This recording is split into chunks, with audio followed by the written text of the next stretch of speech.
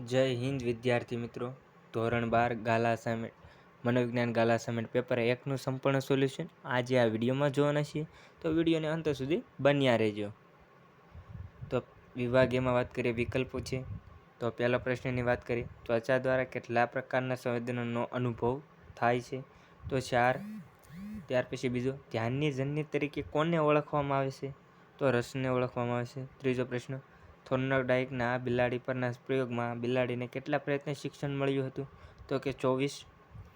ચોથો પ્રશ્ન, અનુભવ અને મહાવરાને કારણે વર્તનમાં થતા સાપેક્ષ કે કાયમી પરિવર્તનને શું કહેવાય?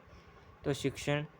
5મો, બુદ્ધિ અંગેના ત્રિપરિમાણાત્મક સિદ્ધાંત કોણે દર્શાવ્યા? તો ગિલફર્ડ. 6થો પ્રશ્ન, માનસિક પડકારરૂપ ધરાવતી વ્યક્તિનો બુદ્ધિઆંક કેટલો હોય છે? તો 70 થી 90 હોય છે.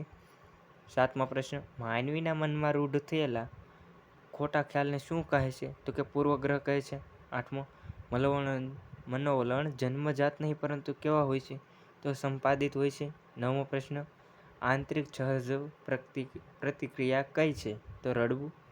10મો, વ્યક્તિ સમક્ષ જ્યારે બે વિકલ્પો હોય અને બંને પસંદ હોય, પરંતુ બેમાંથી એક જની પસંદગી કરવાની હોય અને ઉત્પન્ન થતો સંઘર્ષ કયા પ્રકારનો સંઘર્ષ છે?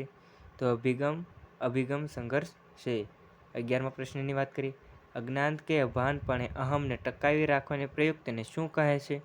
તો બચાવ પ્રયુક્તિ કહે છે. 12મો પ્રશ્ન, કઈ મનોવિકૃતિમાં બાળક તેને કહેવામાં આવેલું વાક્યનું પુનઃઉચ્ચારણ અવારનવાર કરે છે? તો ઓટિઝમ. ત્યાર પછીનો 13મો પ્રશ્ન, અસરકારક સલાહના લક્ષણો નીચેનામાંથી કોણે દર્શાવ્યા છે? તો પેટરસન.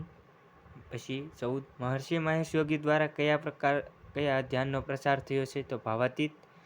ત્યાર પછી 15મો પ્રશ્ન, કયા મનોવૈજ્ઞાનિકે પર્યાવરણના અભિગમને 5 તંત્રના ખ્યાલ દ્વારા સમજાવ્યું છે? તો બ્રોનફેન-બેનરે. 16મો, રેફ્રિજરેટરમાં કયા વાયુનો ઉપયોગ થાય છે? તો ક્લોરોફ્લોરોકાર્બનનો ઉપયોગ થાય છે.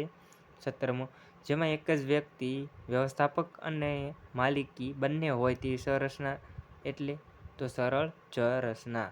18, કર્મચારીની પસંદગી માટેની પદ્ધતિઓમાં નીચેનામાંથી કોનો સમાવેશ થતો નથી?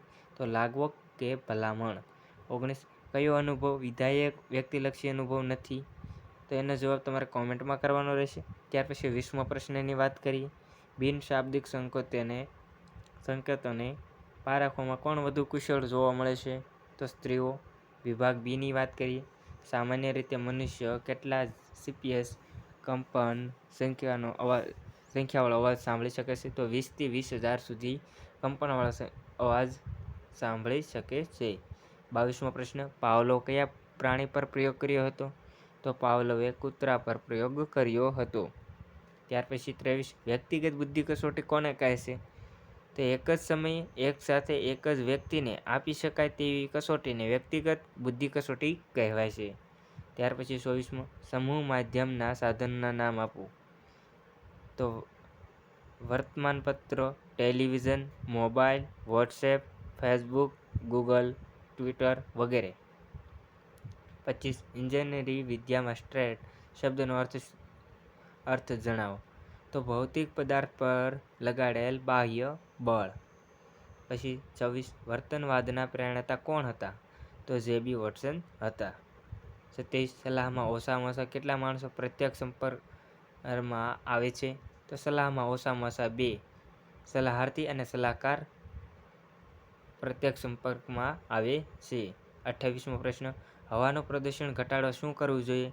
તો હવાનું પ્રદૂષણ ઘટાડવા વાહન માલિકોએ તેમના વાહનના પ્રદૂષણ સ્તરની તપાસ કરાવવી જોઈએ. બળતણ શીશા રહિત અને જરૂરી ગુણવત્તાવાળું હોવું જોઈએ. શૂન્ય પ્રદૂષણ ધરાવતા કોમ્પ્રેસ્ડ નેચરલ ગેસથી ચાલતા વાહનનો ઉપયોગ કરવો જોઈએ, જેથી હવાનું પ્રદૂષણ ઘટાડવામાં મદદરૂપ સાબિત થાય છે. 29, અમલદારશાહી સંરચના એટલે શું? જે સંસ્થાની કામગીરી કાયદાઓ અને નિયમાનુસાર ઔપચારિક માળખામાં અને કાર્ય વિશિષ્ટીકરણ મુજબ ચાલતી હોય અને અમલદારી સંરચના કહેવામાં આવે છે. 30મો પ્રશ્ન, સુખના પ્રકાર જણાવો.